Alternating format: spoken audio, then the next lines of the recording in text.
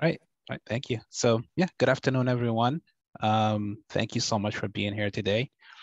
So my name is Mutaz, and basically what I'll be doing today is facilitating this session on a couple of Zoom features to hopefully help you set up or get started for the spring semester. I have my colleague Pablo with me here today. He'll be helping me monitor and as well as helping me answer any questions that you may have during this session, right? So to begin, let me just go ahead and share my screen. And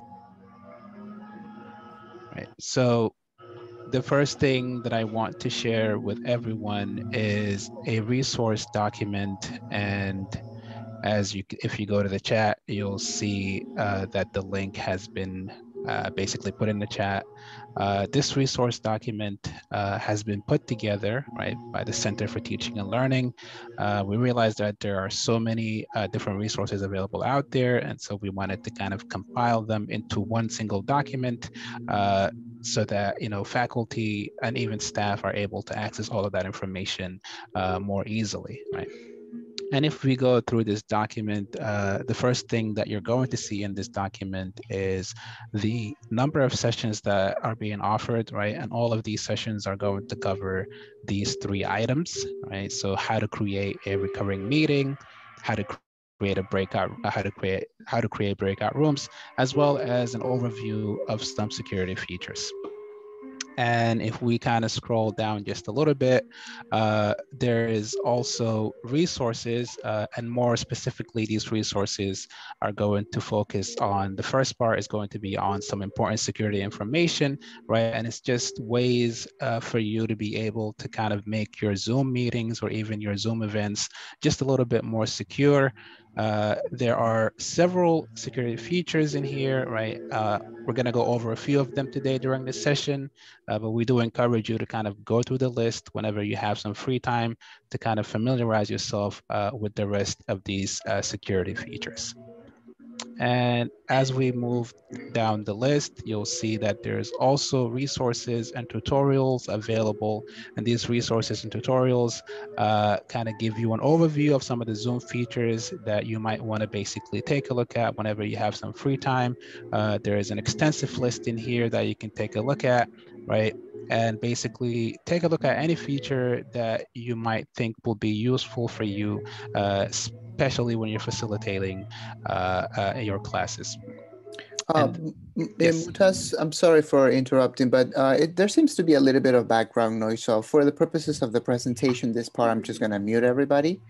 And that way we can hear clearly. And then if you have any questions, please use the chat feature. So just give me a moment and everybody.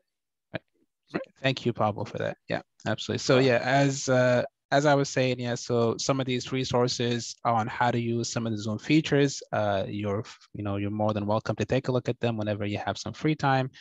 Just go through the list, and if there's anything that catches your eye, you can go ahead and basically take a look at. And then if we scroll down towards the bottom of the list, you'll see that there is basically a section for all of the previous sessions that have been offered. So the Center for Teaching and Learning has been running these Zoom sessions, for the past 2 semesters or so, and you'll be able to kind of access all of the previous recordings in case you wanted to take a look at some of the previous sessions that were held. All of that information is basically provided here at the very end of this document. Now, this document, you can share it with your colleagues or any faculty members that you think will benefit from having access to this information. So once again, the link to this document is in the chat. Right. And to go ahead and get started, the first thing that we're going to do is basically access our account.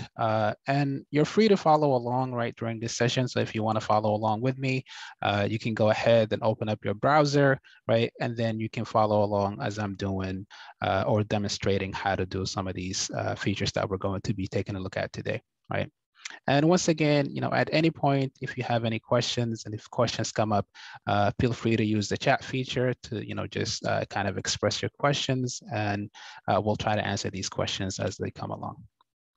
right? So the first thing that you want to do, and once again, this link is going to be put in the chat, right? It's to basically access, the Zoom login for our CUNY account, which is going to be cuny.zoom.us, right? So that's the thing that we want to basically go to first. So let me hide this panel really quickly. There, right? So once you go ahead and access this URL address, right, the next step will be basically to sign into your account, right? So from the list of options that is basically given to you, you can just go ahead and click on sign in, right? So I'm just gonna go ahead and click on sign in. And as soon as you click, well, I'm already signed in for some reason. So let me, I think it's because my credentials were already in there. So let me sign out because I wanted to show you exactly what happens when you click on the sign in feature. So let me go ahead and click on it. Right. So as soon as you click on that sign in feature, this is the web page that you'll be redirected to, right? And in this page, you're going to be asked to basically input your CUNY credentials, right? And if for some reason you don't have access to this information, if you don't remember this information, and if you don't know it, then the IT department of LaGuardia has put together a document, right, on how to basically access this information. And again, this will also be put in the chat, right? So you can basically take a look at this document. It gives you a breakdown, step-by-step instructions on how to basically access your CUNY First login account, which is the credentials you're going to need when you're trying to access your CUNY licensed Zoom account, right? So you can go through the list. It's fairly comprehensive and it has step-by-step instructions, right? So you go through it, it gives you information, where to find that information. They also show you how to log in using that information, right? So you can go through this document and basically just follow the instructions. And once you follow these instructions, you should be able to log into your account without any issue, right? So once again, this document is in the chat and you can access it at any time, right? So I'm gonna go ahead and log in again using my CUNY First credentials, right? So there's my CUNY First credentials. Again, you don't need the @login extension, right? So you can just have your first name, that last name, and this number is just the last 2 digits of your Employee ID. So that's the number that follows your name. And then you can just go ahead and input your password to log in.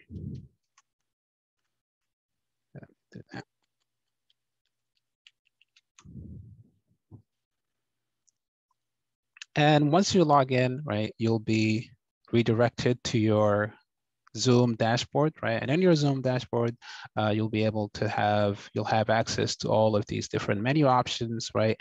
But more crucially and more importantly, as we said earlier, sometimes when you log in through Zoom, as you saw earlier, when I clicked on that sign in, I was immediately redirected to my Zoom dashboard. And that's because sometimes you may have your password saved to your browser, right?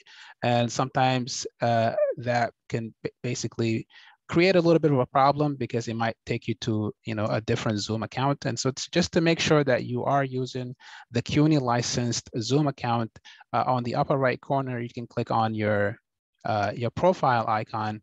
And once you click on your profile icon, you should see this little this indication here saying licensed, meaning that this is the correct account. This is the CUNY licensed Zoom account, and you should be okay at this point, right? So just make sure, just double check, make sure that you are using this licensed account before you go ahead to begin the process of creating what you need to do, right? And so the first thing that we're going to do as as kind of was listed on our agenda today, which is how to create a recurring meeting, right? And what you're going to do at the very beginning is, right, so by default, you'll be set on this meetings option, this meeting feature, right? And that's what you want to be at. And then if you look a little to the right, there's this option here for scheduling a meeting, right?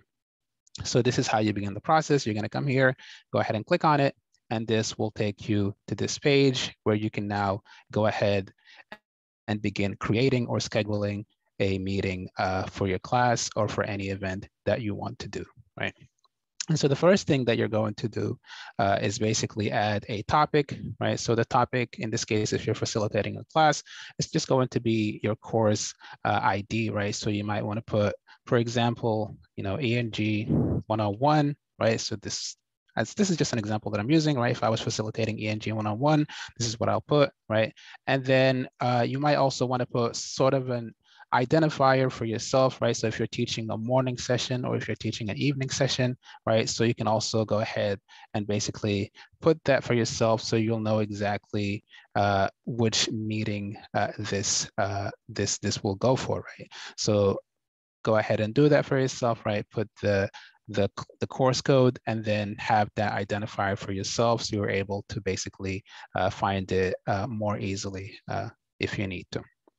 And once you go ahead and basically add the identifier, you can kind of just move down the list and basically start adding in those different options. And so if we move down this list, we have description, and this is optional. You don't need to put this in here, right? So you can leave it just as it is. And directly below description, right?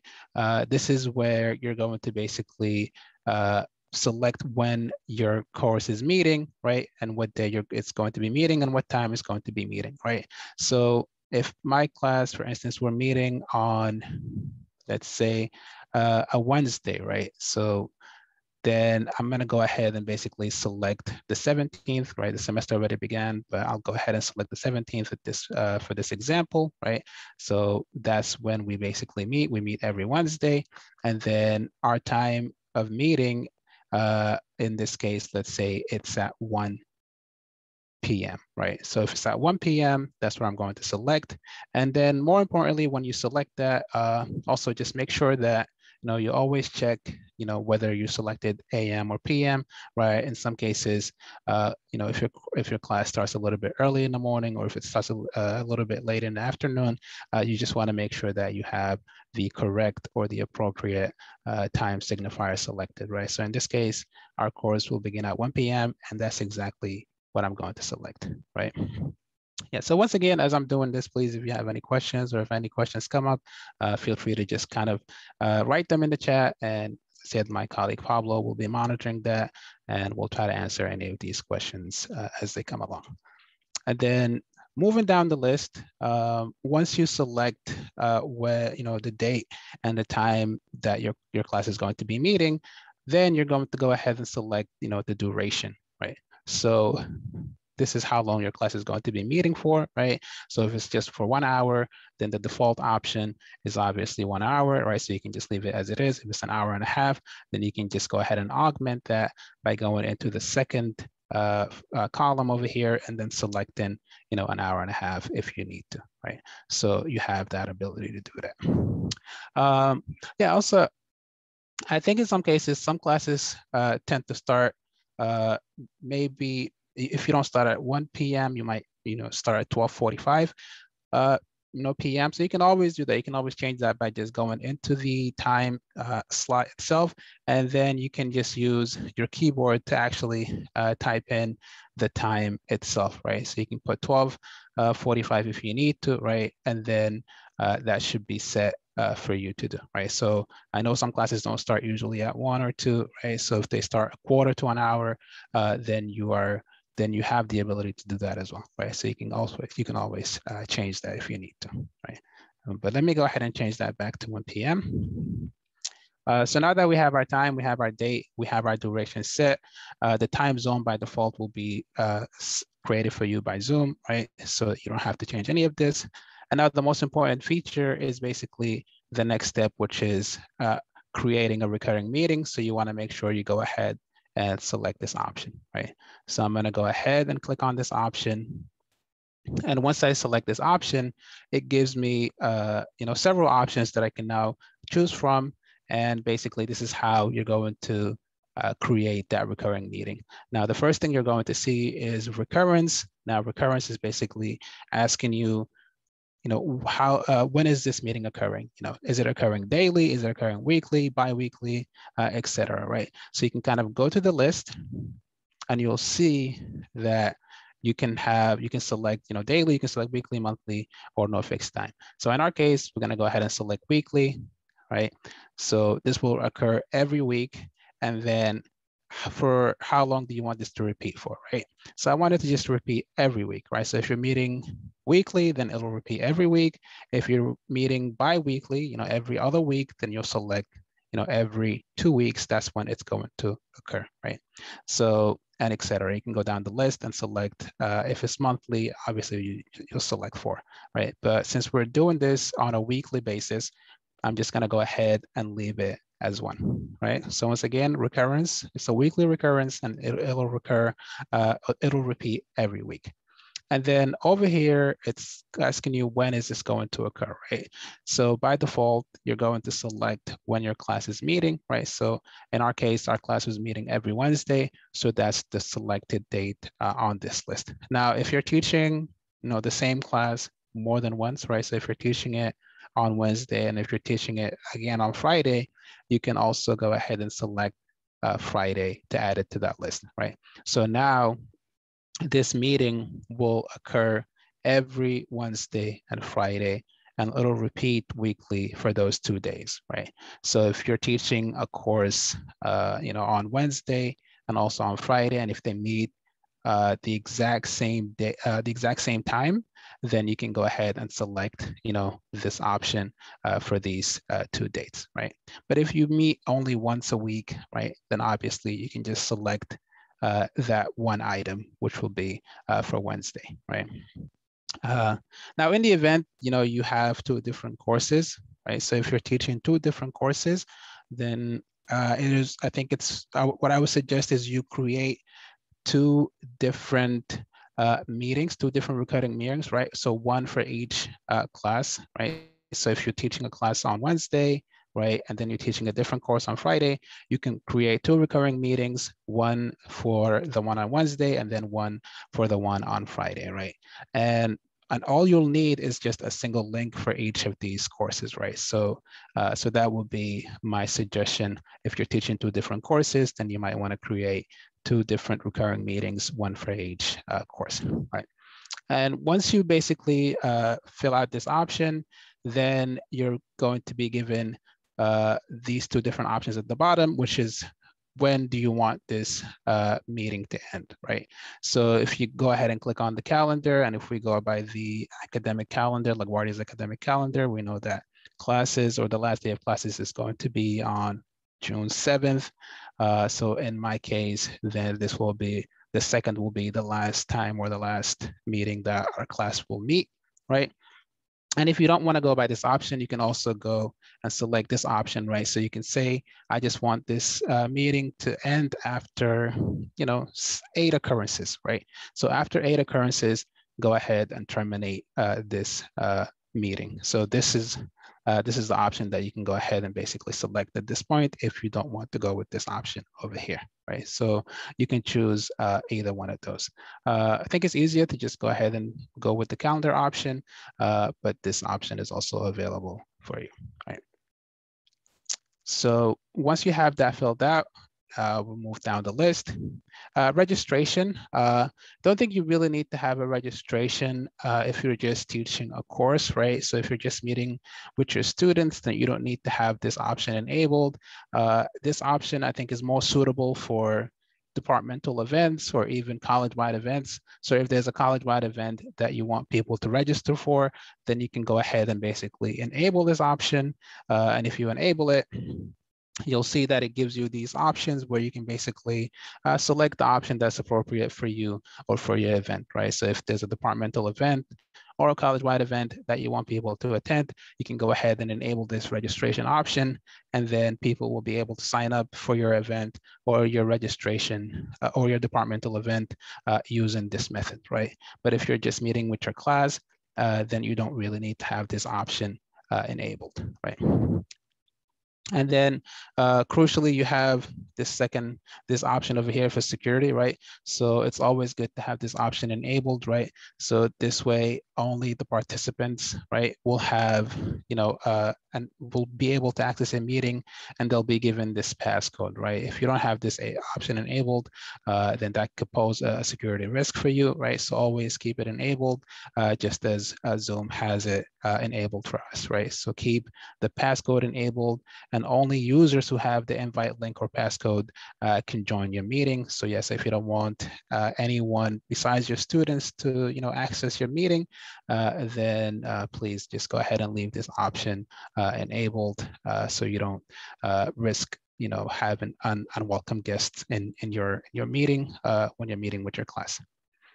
And then below that, you have the option for waiting room, right? So you can enable this option if you want to. It's basically a virtual waiting room where students will be placed in a waiting room, and then you will basically have to admit them into the class, right? It might be useful in some cases, but I don't think you necessarily need to have this if you're just meeting with your class, right? So you don't need to enable it at this point. And we'll see later on that you actually have the ability to enable this option if you need to, right? But for the purposes of just meeting with your course or meeting with your class, you don't really need to have this option enabled at this point, right? And then if we move down the list, you have the options for video, right? So by default, you want to have the option for video for host and participants turned off, right? So as soon as they join the meeting, their cameras will be turned off, but then they have the ability to go in and manually turn their cameras on if they need to, right? So this is the recommended setting. You can keep it or just leave it turned off. And then once they join, they can manually go ahead and turn their cameras on if they need to. And then the audio option, you can always leave it as telephone and computer audio. Sometimes your students might be dialed into the meeting from their phones, right? So you don't want to restrict it to just computer audio, right? So if you select this computer audio, that means if they join from their cell phone, they won't be able to basically have any audio during the meeting. So it's just recommended to have telephone and computer audio for this option, right? So keep it as it is. And then if we move down the list, we have the option where you can, right, for the meeting options, right, you can allow participants to join at any time if you want to, right? Sometimes your students might be coming late, or they might be having trouble accessing their Zoom account, so they might need time to kind of troubleshoot or go through, different options in order to set up their Zoom account in order to join the meeting. So you can always kind of enable this option for them in case they run into any issues when they're trying to access your meeting, right? And then the option below it is to mute participants upon entry. And just as the video option above, right? As soon as someone comes into the meeting, they'll be muted. But then again, they have the ability to unmute themselves if they need to.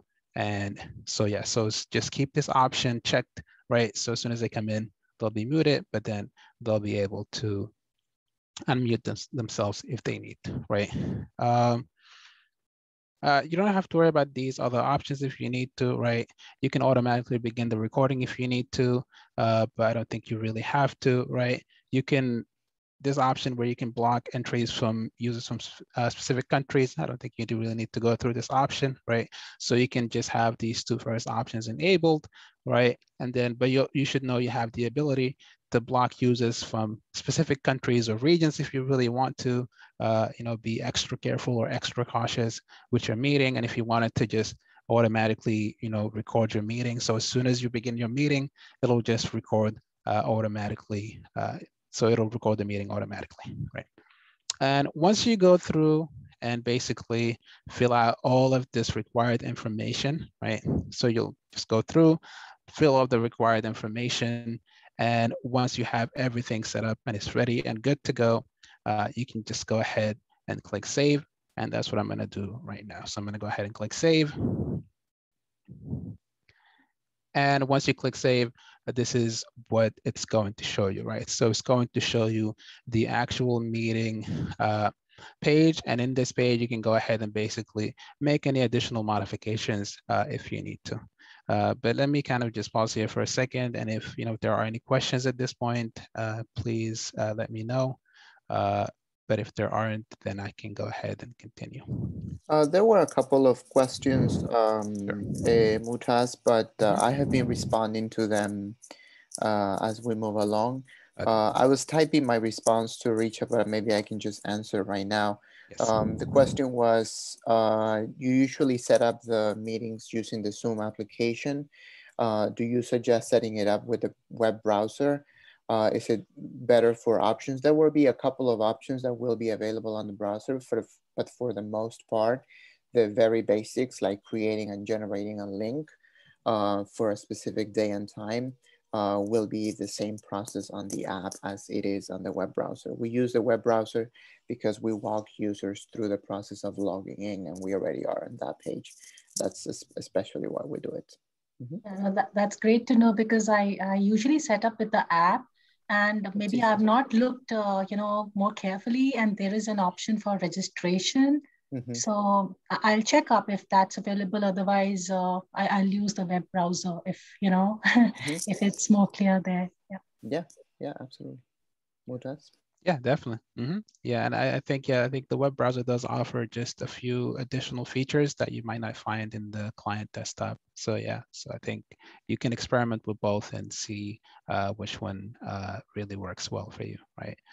Um, so yeah, so to kind of just continue along, once you create the meeting, as I said, you can always make any additional modifications if you need to, right? So you'll see right over here, you can basically access all of the occurrences, right? So once you create the meeting and all of the occurrences, you can go ahead and click on this to show all of the occurrences, and this will give you a list of all of the occurrences in the meeting, right? So in case you need to make modifications to any of them, if you need to delete, a specific meeting, like for instance, I think the 31st is spring break. So if you need to, you can go ahead and delete it from the list at this point because you won't be meeting that day, right? So show occurrences will allow you to go in and edit all of the edit all of the occurrences that you've created if you need to, right? And if you missed or if you need to add an additional session at the bottom over here, you can go ahead and click on add another session, and this will allow you to go in and basically add an additional session if you need to, right? So all of that can be accessed by clicking on show all occurrences, right? Show all occurrences, and that will give you that. And again, over here, you'll have the information that you're going to need in order to share this with your class, right? So you'll have the meeting ID, and you'll also have the passcode, right? So the passcode is here. You can just unhide it, and you can show it at any time. And this is the link that you're going to need, right? So again, when you create the meeting and all of these occurrences, right? You're only going to need a single link, and this link, you're going to basically share it with your class, right? So you can go ahead and basically copy this link over here, and you can go ahead and share it with your class, and you can do it by a number of methods, right? However you communicate with your class, whether it's via email, whether it's via Blackboard, right? If you need to, you can basically have an announcement in Blackboard and share the link with your class, and you can tell them that we're going to be using this link for the entire semester, right? So this is the only link that they're going to need for the entire semester, right? So that every time you meet, you don't have to generate a new link. They can just go ahead and click on this link, and every week, every Wednesday at 1 p.m., they'll be able to join that session because you've created it for that specific time and date, right? So you can go ahead and basically copy this link and share it with your class. And Nick has a question. Nick, go ahead. Mhm. Yeah, I'm sorry. I can't I tried to send a direct chat message, but I can't send it for some reason. It's not going. But this was what I was going to ask about. Getting how to get your classes into the meeting. This Yes, is right. this is very critical for me, and I wasn't able to type it just now. You weren't able to type Um, the The, link itself, the or chat. I wasn't able to send my chat for some reason. Yeah, and I think the question was how to get your students to your Zoom meeting, Yes, correct? that's right. So as Mutaz explained, right there on the screen where you see invite link, that is the one link that you're going to be sending to your students. Obviously, Mutaz is demonstrating the process. It's Hmm. not that link that's going to get your students to your meeting because that's the fake class that he created. When you Right. go through this process yourself and you follow the steps that he covered, Right. you generate an invite link, and that is what you share with your students. He was explaining you can do this in multiple ways, and I put on the chat that I personally posted on my Blackboard course. I send it as an email, and I send it as an announcement on Blackboard.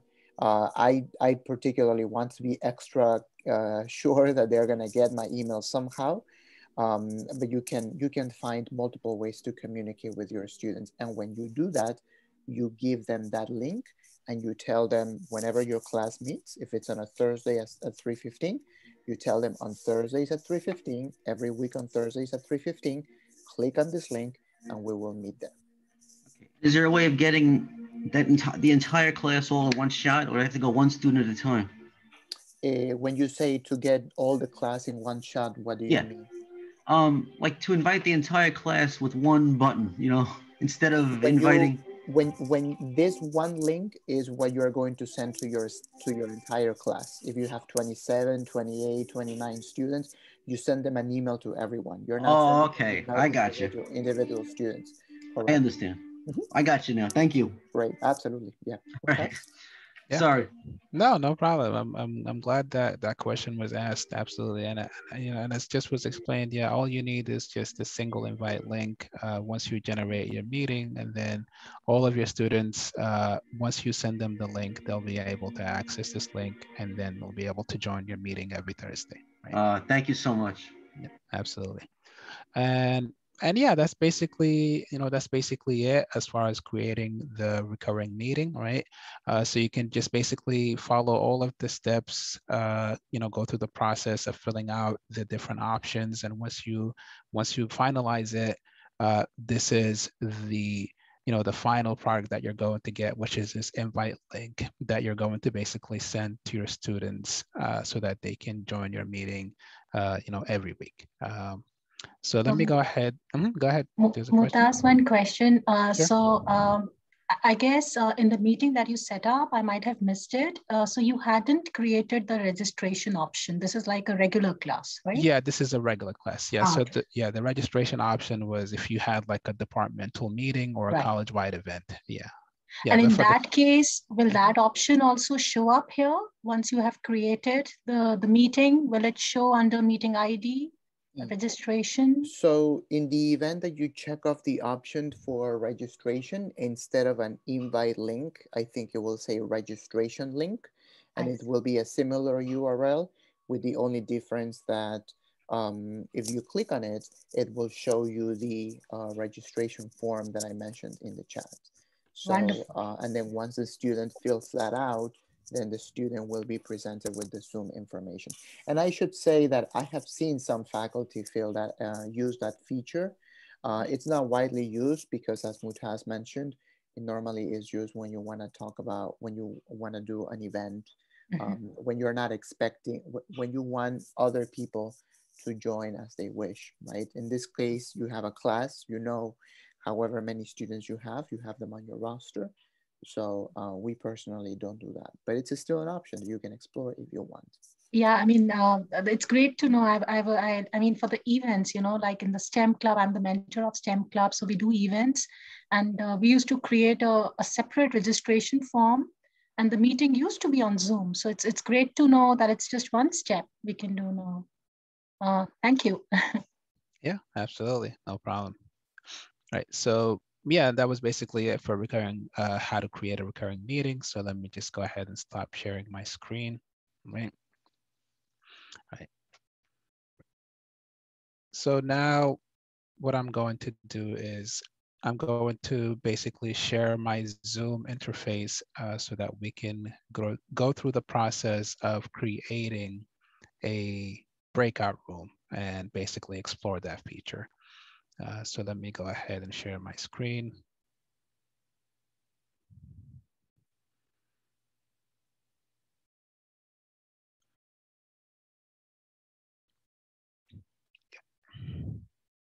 Are you able to see my Zoom interface?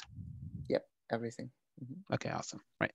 Right. So I think what we could do is, the first thing we should take a look at is, so on the upper right corner, you have your view option, right? And this will allow you to kind of toggle in between what you see on your Zoom interface, right? So if you're meeting with your class, right, this allows you to kind of see a holistic picture of everyone in the class.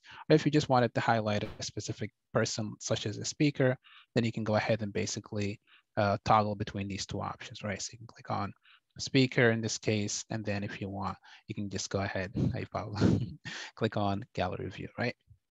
So let me go to full screen, right? So you have that option available, and you can always take a look at it if you need to see all of your students in the classroom. So to begin the process of creating a breakout room, right, you'll see at the bottom of your Zoom interface that you have your control panels, right? And since I'm the host, right, you're not going to see this feature for yourself. But when you do create your own meeting, you'll have access to this feature in your Zoom meetings. So you'll go ahead and basically go to your control panel at the very bottom right, and then go ahead and click on breakout rooms, right? So this is how you begin that process. So it's at the very bottom right, and you should see it says breakout rooms over here, right? So it's in the control panel. Are you able to see it, Nicholas? And just a reminder, Nick, so he's sharing his screen so that he can show you what it looks like for the host. Maybe you're looking at it in your own panel. You're not going to see it in your own panel because you're a participant in Mutas's meeting. You're going to see this when you start your own meeting as a host once you schedule that. That's the purpose of Mutas showing his entire interface so that he can show us what that looks like from a host perspective. Yeah, absolutely. Just as Pablo explained. Yeah, so when you do start your own meeting, you'll definitely see this option, right? So to begin the process, you just click on breakout rooms, right? And as soon as you click it, it'll give you these three options, right? So the first option is basically assign automatically, and this will basically tell Zoom, I want you to create a breakout room and assign people automatically into those rooms, right? And then underneath it, there's an option where you can assign people manually, right? So if you want to put people in specific teams, this is the option you're going to select. You're going to select this option so that you have the ability to put people in specific groups or specific rooms if you need to. And then the last option, it basically allows the participants to choose a breakout room, right? So if there is an activity that you're doing with your students and you want them to basically select which room they want to go to based on the activity that you're doing, then you'll enable this option, you'll select this option, and then this will allow your students or your participants in the meeting to select a specific room that you have basically created for them, right? And then at the very top, you'll see where it says create breakout room. You can basically select how many breakout rooms you want to create, right? So in this case, it says 1, but I can go ahead and basically change that number by adding an additional room. I can add another room, right? And as I'm doing this, if you notice at the bottom over here, Zoom is automatically adjusting, right, the number of students or the number of participants to the number of rooms that I'm creating, right? So it instinctively knows that if I have 2 rooms, then it's going to see how many participants are in the session, and it'll try to assign the appropriate number to each room, right? So I can go ahead and basically create 2 breakout rooms for this purpose. Once I have the rooms that I want, I can then click on create to begin the process, right? Now, once you click on create, no, nothing is happening just yet, right? So this is what you're going to see as you're creating this as the host. So when you're doing this, your students or your participants are not going to see what you're seeing until you basically finalize and open the rooms for them. They won't be seeing any of these things that you're doing behind the scenes, right? So once you create the rooms, then you have these different options over here, right? So in the event you wanted to rename the rooms, right? So you have that ability, you can go ahead and click on rename over here, and this will allow you to change the room names. So say if you wanted to just have this be group-based or even team-based, you can go ahead and do that. So you can say group A if you wanted to at this point, right? And then you can rename room 2 to be group B, right? So you can go ahead and do that. So that's an option where you can go ahead and rename the teams to either, the rooms to group A, team A, or team B if you needed to. And once you do that, you can also go ahead and at this point, I kind of collapsed group B. So let me go ahead and collapse it. So you'll see now there are 2 participants, right? 1 in each group. Now, if I wanted to move someone from one room to the other, there's the option over here where it says move, right? So if you click move, this will allow you to move, a participant from, either group A or group B to your designated location. So if I want to move, reach in this example to group B, I can go ahead and just click on move her, and I can move her to that room if I wanted to. You also have the option to exchange, right? So if you wanted to exchange someone, you can also do that. You can click on exchange, and this will allow you to exchange one person with another person, right? So you can go ahead and basically exchange participants if you need to. Once you go ahead and basically move and assign people to the groups, the respective groups, there's an additional option that you can go ahead and click on, right? So at the bottom right, bottom left, there's this option, right? So right here you have your settings, and if you click on this, this will give you several features that you can go ahead and basically choose from, right? And again, as we said earlier, as you saw earlier, you can allow participants to choose a room if they want to, right? So if you want a participant to go to a specific room, you can go ahead and basically enable this option at this point, right? Now, if you wanted your participants to return to the main session at any time, right? So if this was checked off, right, then your students or your participants will be able to leave the breakout room at any time that they want to, right? So I'm not sure if this is recommended. Not too sure on the protocol here, right? So this is something that you can basically, if you want them to just leave at any time, then you go ahead and basically allow this option, but I don't think it's really recommended. So I would just check that off, right? And then this option, I think it's important to leave this on. This basically automatically assigns people to their breakout sessions, right? So they don't have to do anything on their end, right? And if you didn't have this option checked off, when you open up the breakout session, your participants or your students will be prompted with a window asking them to join that specific breakout session, right? So in the event, they don't know or they're not too familiar with the, breakout process, the breakout room process, then I think it's easier for you to kind of select this option so you can facilitate that process for them and they don't have to do anything on their end, right? So you can just go ahead and select this option, right? And then down the list, this basically allows you to close out your breakout rooms after a specified amount of time, right? So depending on the activity that you're doing, right, it could be anywhere between 10 to 15 minutes, even 20 or 30 minutes, right? So you'll specify the time that the activity is going to take. And then once you have that time set up, then you also you want to check this option off so that you're notified when your time is up, right? So Zoom will notify you, hey, the 15 minutes are up. What do you want to do at this point, right? And then once that 15-minute timer is up, you can go ahead and select this option to give kind of a countdown for closing out the breakout rooms, right? So when the time is up and you close out the breakout room session, your participants or your students will be given sort of a countdown. It'll just say, hey, the time is up. The room is going to close in the amount of time that you've allotted, right? So to set down the countdown timer, right? So you might want to give them 60 seconds, a whole minute, just in case they're finishing up some stuff, right? So go ahead and set that up. And once you set that up, they'll get that message and they'll know that they're going to be returned to the breakout room in just a little bit, right? And once you have these options set up, you can just go ahead and close it. And then you can go ahead and open up the breakout rooms if you need it, right? But I'm not going to do that. What I'm going to do now instead, I'm going to go ahead and click on recreate.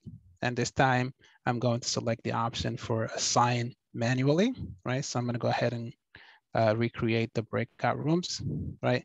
And you'll see when I do that option, Zoom has created 2 rooms for me. And because I selected the option for assign manually, I now have the ability to go in and basically assign people to a specific room or to a specific group if I wanted to, right? And so you can go ahead, again, you can rename the rooms if you need to, but more importantly, right, so this is how you can assign people. So you go ahead and click on assign. And as soon as you click on assign, it'll show you the list of participants in your session. And you can basically select who you want to go where, right? So if I wanted Nicholas to go to room A, I'll just go ahead and check him off and he'll be assigned to that room. And the same thing for room 2, right? So if I wanted to do the same thing for room 2, I'll just assign and I'll select the participant that I want to go to that room. Again, once you assign people, you can go ahead and basically go over your options, make sure that they are correct. And once you finalize them, what I'm going to do now is I'm going to open up the breakout rooms, right? But nothing is going to happen because no one is in these rooms, right? So they're completely empty at this point. I didn't assign anyone and no one is in the rooms. So I'm going to go ahead and open up the rooms. Nothing has happened for you at this point, but you'll see when I open the rooms, it showed me the list of unassigned participants, right? So you'll get a list of people, right? So I haven't assigned anyone to a specific room, right? And I can also go ahead and assign someone at this point if I need to, right? So I can assign someone if I haven't assigned them yet. If they joined late and they haven't been assigned to a group, you can go ahead and assign them at this point. And if you look at the bottom of your Zoom controls, you'll also see that there is a number, and this basically shows you the number of participants that haven't been assigned to a specific group at this point. Importantly, you can also join breakout rooms, right? So if you need to kind of hop in between breakout rooms to see what your students are doing, if you need to participate in or hear what they're basically discussing, you can go ahead and basically join these breakout rooms. And you could do it at any point since you're the host, right? And once you join a breakout room, at the bottom right corner where it says leave, over here, this will just basically say leave breakout room, right? So it'll just be a blue button, it won't be a red button, and you'll be able to leave that breakout room and you can join a different one if you need to, right? And you also have the ability to broadcast a message to the, to every breakout room that you created, right? So right over here next to close all rooms, you can click on broadcast message, right? So you can send the message to your students, you can let them know, hey, we have about 1 minute, we have about 2 minutes left. You can go ahead and basically start to wrap up at this point. So you'll type out the message and then you'll broadcast it and that message will show up in every breakout room that you've created. Okay. So yeah, so that's basically it. And what I'm gonna do now is close all rooms. And now everyone should be basically transported back to the main room, right? So once you close out the breakout room, if you've given them 60 seconds, once that 60 seconds is up, everyone will be automatically placed back into the main Zoom room, right? So let me just pause here really quickly. If there are any questions, please let me know. Yeah, I just wanted to double check, Mutaz. So when that countdown is over for the participants in their own breakout room, then they will be automatically transported to the main room, right? Right, yes, they'll be automatically transported to the main room. Right. So now we're gonna just take a look at the last option, right? Which is if, it's just basically for allowing participants to choose their own their own room. So when I can recreate that, it'll just open up the rooms and then the participants will have the option to basically select the room to join. Now, I'm not too sure on that, Pablo. Is that how it usually happens or is there something else that goes behind that? No, it's essentially the same process. The only caveat though is that users have to have the client version 5.2, if I remember well, installed in their computer. So if they have a previous version, they're not going to see the breakout rooms once the host enables them. So that's something that we have learned. They can simply update their Zoom clients as they update any other software. And then if they have a version of 5.2 or above, when the host opens the breakout rooms, the participants will be able to click on the breakout room and will be able to see the list of rooms available and join any of them they want to. So in case we allow this option and a student does not join, a room, then what's the solution? I mean, then you recommend this option for the class? I think this it depends on the context. So for instance, I teach a first year seminar in which I invite my students to learn about different majors. So when I want them to choose their room in that context, it helps them for them to be able to choose from a list. If there is someone who is not assigned to a breakout room, you will always see them on the unassigned list. So you can automatically move them to a group. Now, if you're doing other types of activities where you want people to work in small groups of 4, probably that option is not the best one. You might want to put them automatically and then have them in the breakout room for the amount of time that you want them to be. So it really depends on the context. I haven't seen many instances in which faculty normally choose the last option, but this is my informal knowledge. No, great to share that about the FIS class. And you know, so in that context, then if a student, let's say after a few minutes wants to jump to a different room, then the way Muta showed it for the host, you know, that they leave with the blue button and they join a different room, right? Mm-hmm. That's how they'll do it? Okay. Yep, absolutely. Right. Yeah, that's just basically going to be it for creating breakout rooms, right? So again, you have, you know, these 3 options. You have the ability to choose out as many breakout rooms as you need. I believe the maximum number was 49, if I'm not mistaken, that you can create up to 49 breakout rooms. And then, yeah, just consider your options carefully and you should be all set, right? So let me go ahead and close this. Yeah, I'm aware of the time, so just what we're going to do now is basically review the last item on our agenda, which is some of the security features as we kind of saw earlier in the document, right? So again, at the bottom of your Zoom controls, right, this will only show up if you create your own room or if you're the host, right? You'll be able to see these options, right? So you'll see the option for security, and if you click it, it'll give you several features that you can basically go ahead and choose from. And the first option that you're basically shown here is lock meeting. This allows you to basically lock the meeting completely. So once everyone is in the meeting, right, to prevent anyone else from entering the meeting. So if you know for sure that all of your students are in the meeting, right, and you wanted to prevent anyone else from joining the meeting, you know, for fear that they could be, you know, as what they call them, Zoom bombers, people who just join the meeting to disrupt your meeting environment. You can go ahead and lock your meeting, right? And once you lock it, no one else will be able to join. And in the event that someone gets disconnected or they leave, right, you can always go in and unlock the meeting if you need to, okay? You can also enable the waiting room, as we saw earlier when I was setting up the recurring meeting, right? That option, I didn't check it off, but if you wanted to, you can go ahead and check this option off. And this way, if a student joins, they'll be basically placed in a waiting room and you'll be able to see who that student is, right? So you'll see their name.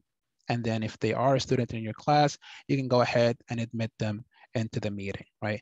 I think this is a safer option than locking the meeting, right? So if you think that, you know, someone else could, you know, join your meeting that you don't know about, you can go ahead and enable the waiting room. So this way everyone will be placed in a waiting room and then you can admit them one at a time once you confirm that they are actually a student in your class, right? And then there's an option where you can hide all of your student or you can hide the profile pictures for everyone, right? So if you don't want to see any pictures on the screen, you know, just in fear that someone might have a picture that you don't want to show up, you can go ahead and hide profile pictures if you want to. I don't really use this option, so you don't have to necessarily go ahead and enable that, right? And then the options for allow participants, right? So by default, participants will not be able to share their screen unless you go ahead and allow them to, right? So if you want someone to share their screen, you can go ahead and basically enable it from here, or you can also go to the screen option and click on this little upward arrow, and you can go to advanced sharing options and also allow it from there if you need to, right? So yeah, there's 2 options for that. You can go ahead and click on security, and then you can go ahead and share, enable share screen from there. You can also disable the chat, right? So if you don't want people to type in the chat and you just want them to listen, right? So if you don't want anyone to type anything in the chat, you can go ahead and disable the chat. By default, the chat is enabled for us because it has this check mark next to it. So this means everyone will be able to go into the chat and type if they need to. But if you don't want them to type into the chat, you have the ability to go ahead and disable the chat if you wanted to. Rename themselves. I think this is an important option to have enabled. I think sometimes your students might join from a cell phone. They might be using someone else's device to join your meeting, right? So they might not have the appropriate name, right? So you can always enable this option so you can tell them, hey, I don't know who you are. Can you please rename yourself so that I know who you are in this case, right? So by having this option enabled, students will be able to rename themselves if they joined from a device that's not their own, right? So just have this option enabled. And you can also rename them yourselves as the host. If you wanted to rename someone as the host, you can always go to their profile name and you'll see that there's these little 3 dots next to the name, right? For instance, if I was gonna rename Richa, I can go to her profile and click on these little dots. And then I can go ahead and click on rename, and this will allow me to rename the person if I need it, right? So you can always leave that option enabled, right? Unmute themselves, right? So participants or students can unmute themselves. So just leave it as it is so that they have the ability to unmute themselves once they join the meeting, as we saw earlier, because by default, we set it up so that when a participant enters the meeting, they'll be muted automatically, right? So they have the ability to go in and unmute themselves if they need to. And same thing with the video. Is this the option for the camera, Pablo, or is, yeah, right? Right, so this is the option where, you know, the participants, their videos will be turned off, but they can go in and manually turn on their cameras if they need to, right? So just have that in there. And then I think this here is really important, right? So if someone joins the meeting, if they're being disruptive, if you don't know who they are, you can go ahead and remove that person from your meeting if you need to, right? And hopefully it doesn't come to that. But if there is an instance where you need to remove someone from the meeting, then you would go into your security features and then click on remove participant, and it'll give you a list of all the participants and you'll select the person that you want to remove, right? But hopefully it doesn't come to that. But that option is available and it is there for you. And then the last one, you can suspend participants' activities. I'm not exactly sure what it does. I've never used it, but you can pause their activities, I assume, in this instance. Yeah. If you click on the remove participant, it will essentially kick the person out. And then the person will not be, there's also an option on your settings on your account that you can enable to allow removed participants to be able to join your meeting again. So in the settings, there's an option that says allow removed participants to rejoin meetings. You can turn that off or you can turn it on. If you turn it off, that means that if you remove someone, they're not going to be able to join that same meeting, even if they have the correct link, the correct meeting ID, and everything. But if you enable that option, they will be able to rejoin. Sometimes, and someone did ask me this, what if I remove the participant by mistake? Will they be able to join the meeting again, right? There's also the option to put someone on the waiting room. So in the options where Mutaz showed how to rename, there is an option to, as the host, you can put anybody on the waiting room at any time, which is what I normally do, for instance, in office hours. If I have a Zoom environment with 4 or 5 students, I can tell them, okay, we're going to start with Mary, and I put the rest of them in the waiting room while I'm having a one-on-one conversation with students. And then Mary leaves, and then I bring the next person in. So the option to put someone in the waiting room can also be one to temporarily remove someone who may be disrupted and whom you may not know. But the removed will essentially kick them out. Okay, hopefully it doesn't get to that, as Mutaz said, but not gonna work. Yeah. Okay. Yes. So question now, when you put someone in the waiting room, can they still communicate with you? Let's say, you know, the person wants to chat that now they want to join and it was a mistake which happened and will not happen again.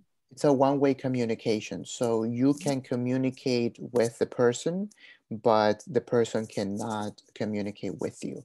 So you can tell the person, I'll be done in 5 minutes, or I'll be done in 15 minutes, or please come back later, or something like that. In some instances, when I've whenever you see a student whose name is not on your roster and the person does not have the video, my first approach has been to ask that person, someone by the name so-and-so, can you please tell me who you are so that I can rename you, because I want to make sure you're in my class. In some cases, that hasn't worked, so I have put the person in the waiting room and I send them a message and I told them, please return, click on the link again and rename yourself, because the person never responded. But the person is not able to respond to me.